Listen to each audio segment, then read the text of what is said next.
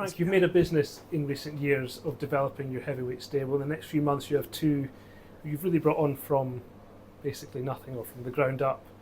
Can you talk to me about how each of them came? I know in this day and age, social media is everywhere, everyone knows everything. But how did it come to identifying to Moses and to Daniel and to get them to join you? Daniel was 9 years ago, and I'd heard about him, and we actually met with his father and him, and we sponsored him for a while with a view to him signing pro with us, and we did a deal with him. We believed in him. I'd seen some really good footage of him as an amateur, and I just felt he'd be a slam dunk for professional game.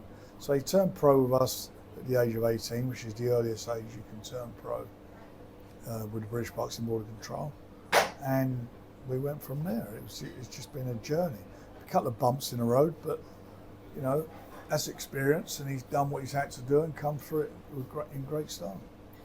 If there's one thing that is your trump card to get someone to sign for you, what is it? Our ability to guide fighters correctly and bring them through.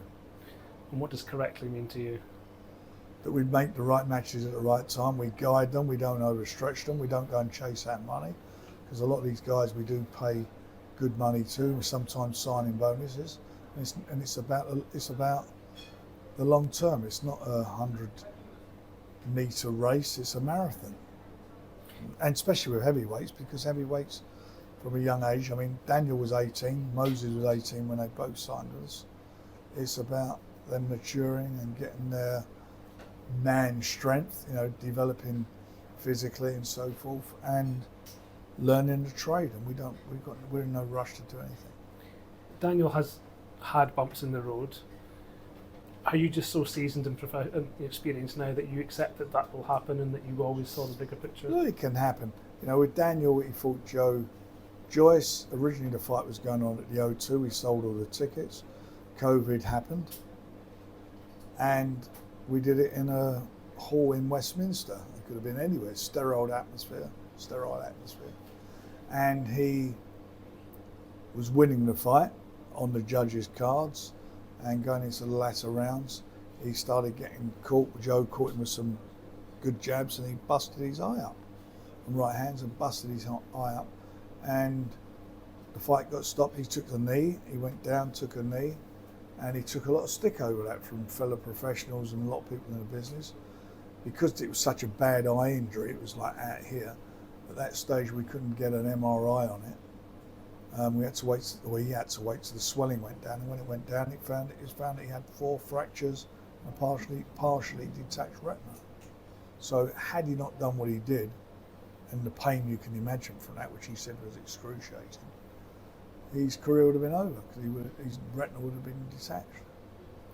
I know you will say that Daniel will beat Alexander Usyk in July, but what do you see in him? When you see him in the gym, or when you see him perhaps just one-to-one outside the gym, what do you see? I'll see him in the first fight that he has the power to hurt him, and he hurt him. He did hurt him. You know, I thought it was a legal blow, and I'm not going to go into all the arguments back and forth about that, but he definitely hurt him, and he knows he can hurt him. Since then, he's matured. He's had 3 really good fights against 3 world-class fighters, including AJ, and done a job on all of them, stopped them all, and he's matured. And his manager, Aegis, Usyk's manager, said at the press conference, he was asked about the fight, what's the difference between this fight and the last fight? He said, last fight we was fighting Daniel Dubois, now we're fighting Daniel the man. And that is a really, really great observation, because that's what it is. Have you ever split from a fighter 4 weeks before a fight? Have I ever split? Yeah, parted ways with a fighter before. Oh, but you know, it happens in boxing, but you're dealing with somebody who's 38 years of age, coming from a war-torn country, lots of things going on in that country. He's Olympic gold medalist. He unified the cruiserweight division and won all the 4 belts, undefeated. Did the same in the heavyweight division, undefeated. He's a warrior.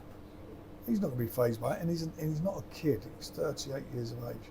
He's a smart guy, and he knows where he's at. At the end of the day, when that bell goes, his former promoter's not going to be in the ring. Like me, I'm not going to be in the ring with Daniel. All we can do is do what we do, add to what we feel outside the ring, any edge we can give them, and moving them and manoeuvring them through their careers. And they've done a great job with him. You know, Alex done a great job. I don't know what the background is to it. That's their business. But at the end of the day, it's irrelevant. It's done. The contract was signed. We've announced the fight. We sold 83,000 tickets. 19th of July. Our guy's going in there. First time in the UK, 4 belts have been on the line. He has the opportunity to create history, to be the first heavyweight to win the 4 belts. And if he does, he will go down in sporting history. So that's all that matters. The rest of it is irrelevant, totally irrelevant. When anybody wants to think about it, look deep into it, it doesn't matter. It is what it is, as they say. Will you be inviting Tyson Fury to be ringside? Of course he'll be inviting. He's got a bloody open invitation. Of course, if he wants to be there, come sit next to me. He's my, you know, I've had a great experience with him. Him and I have had a great journey together, and of course, I'd love him to be there. He's my friend. A month later, we've got Moses Itauma against Dillian Whyte. Are there any what similarities and what differences are there between Moses and Daniel in how you've brought them Both up? young. Daniel came in with his reputation of being this big puncher and sparring with people and hurting them. You know, established professional heavyweights. Moses the same. Moses won the European heavyweight championships, junior heavyweight championship, knocked everybody out. The world championships, he put everybody on the floor. So the ones he didn't knock out, they tasted the canvas. Came with us at a very young age. We sponsored him at a young age. He came with us. And we've guided him to be, I think he's 12-0 now, guided him to that position. And he's an amazing young fighter, an amazing young amazing young man. 20 years of age and 6 months. Done everything that's been asked of him, and he's in with a road warrior, another road warrior in Dillian. Dillian's a tough guy. You look at the fighters he's fought, he's beaten or given hard fights to over the years. The experience he brings against a pro novice as such. It's a tough fight for Daniel, very tough fight for Daniel. And for Dillian, it's like a make or break. He needs to win this. If he don't win it, he's done. If he wants another crack at the world title, he's got to win this. He's looking to get the #1 rating that Moses has in the WBO. If he beats him, he goes into his place. So it's competitive, it's real, it's tough.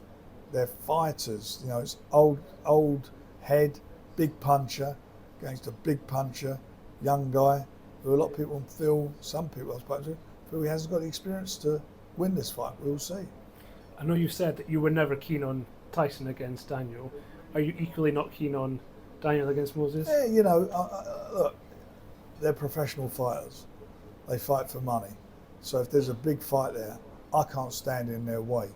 But, you know, knowing them as I know them all, you know, it's not something I'm really happy about. But if it happens, it happens.